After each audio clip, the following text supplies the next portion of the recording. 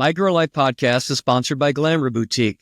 Glamour Boutique is the leading name in cross-dressing fashion and lifestyle with a physical location in New Jersey and, of course, their famous website. Be sure to use your My Girl Life discount code MGL15. And listen, I know they have your best interests at heart, so check them out. Hey everyone, welcome to another episode of Tuck and Tell. Tuck and Tell is a solo video version of My Girl Life podcast. Today, I wanted to talk about imposter syndrome. And in case you're not familiar with that term, imposter syndrome is that nagging inner voice that says to you, you don't belong here, or you're not as good as they think you are, or you're not real. And while this is traditionally linked to famous people like actors or entertainers, imposter syndrome often emerges in personal identity as well, especially when that identity challenges societal norms. So for us, it's that feeling that you're going to get found out, even though you've earned or deserve the accolades your female persona has received, or even if your female persona hasn't received accolades per se, you're feeling like a fake. And I'm not talking about all the time. I'm just talking about moments, and especially certain moments where you've been built up or highlighted in some way. So on a personal note, the times I've felt this syndrome are when I come home from an evening out and I rip off all my Maddie stuff and become Jim. And sometimes it just feels weird, especially if I met someone and I had a lengthy conversation with them and they wanted to be friends. I get a little self-conscious about things because they don't necessarily know everything about me, even though they know I'm a cross-dresser, not a genetic woman. At least I assume they know. And there again is another factor. Do they know I'm not a genetic female? And are they still going to want to be friends once they find out? Another time was when I got the Community Do-Gooder Award from our local Fox station. And I'm thinking, I'm doing this because I love it, not because I'm some community do-gooder. I love connecting with you all, and I'm getting a big benefit for it and not really thinking about the impact I'm having on others. So there's an example of imposter syndrome. And I really appreciated the award. But again, I kind of had that syndrome a bit. Imposter syndrome can affect anyone, really. But for us cross-dressers, it can take on unique dimensions.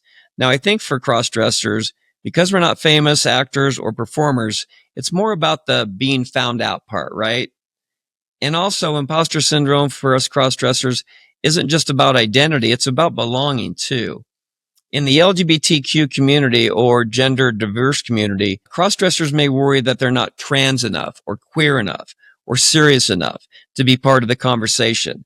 That gatekeeping, whether internal or external, can push us into further isolation. And I've talked about this on the podcast before about as a cross-dresser being judged by trans women who have gone through a full transition. And I think they're resentful that we can be a woman for an evening and then take it all off at the end of the night. And we don't have to put up with the societal pressures and things that they do, like dating and working in an environment as a trans person and all the surgeries and hormones they've gone through. It's a lot. It's not lost on me, and it's not lost on most of my friends. But sometimes I do feel that resentment. Also, things like being praised by our community. If you've been praised by the community, all the compliments you may get on social media or in person, or if you're dating and you meet someone online and you have communication with them, which of course includes pictures, then you are self-conscious about meeting them in person and not being the person they thought you were, etc. Those are examples. Studies show that up to 70% of people experience this syndrome at some point in their lives. And ironically, it tends to hit high achievers the hardest. The more you accomplish, the more pressure you might feel to maintain that image, and the more fear you have of being exposed as a fraud. This inner conflict is often intensified by external messages. Society can be quick to label cross-dressing as just a phase, a fetish, or something to hide.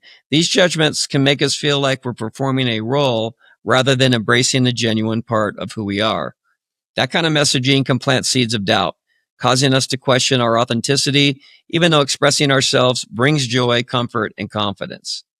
So for many of us, stepping into clothes and expressions traditionally associated with another gender isn't just about fashion. It's a form of self-expression. And again, I've talked about that on the podcast. It's not just about the hair and the heels and the skirts. It's about a feeling. It's about expression, and it's about exploration and sometimes affirmation. Yet even in safe or accepting spaces, Many of us experience a deep sense of doubt. Am I valid? Do I have the right to express myself this way? What if I'm just pretending? These are all hallmarks of imposter syndrome at play. But here's the truth. Feeling like an imposter doesn't mean you are one. Feelings are not facts. Just because you doubt yourself once in a while doesn't mean you are not real and you are not worthy. Recognizing these thoughts for what they are, a mental habit, not reality, is the first step in overcoming them. Imposter syndrome doesn't have to define you either. With awareness, support, and a shift in perspective, you can quiet that inner critic, those voices in your head, and step fully into your worth. You're not an imposter, you're human, and you're doing better than you think. So, how do we move past these feelings? Start by recognizing that your experience is valid. There is no one right way to express gender or identity. Whether you dress occasionally or often, whether you blend in or stand out, your journey is yours, and that makes it real. Also, connecting with supportive communities can help. We've talked about this on the show, going to events, the two in Vegas, TGR and Wildside, and there's many others around the country that you can find online. You can always hit me up and ask me, and I'll give you that information. But connecting with these supportive communities can really help. Whether it's in person or online, talking to others can help you understand your experience and can ease feelings of isolation and provide affirmation. You're likely to discover that many others share these same doubts and that you're not alone. Finally, practice self-compassion. Imposter syndrome thrives on perfectionism and fear of judgment. So remind yourself that authenticity doesn't mean never having doubts. That's normal. It means showing up anyway. Being a crossdresser doesn't make you an imposter. It makes you someone brave enough to express who you are, even when the world doesn't always understand. And that takes far more courage than pretending to be someone you're not. Anyway, I hope you got something out of this episode. Please don't forget to show me some love and like this episode if you liked it, and subscribe to my channel. It tells me I'm doing something valuable and it helps me to keep doing it. And remember, be bold, be kind, be you.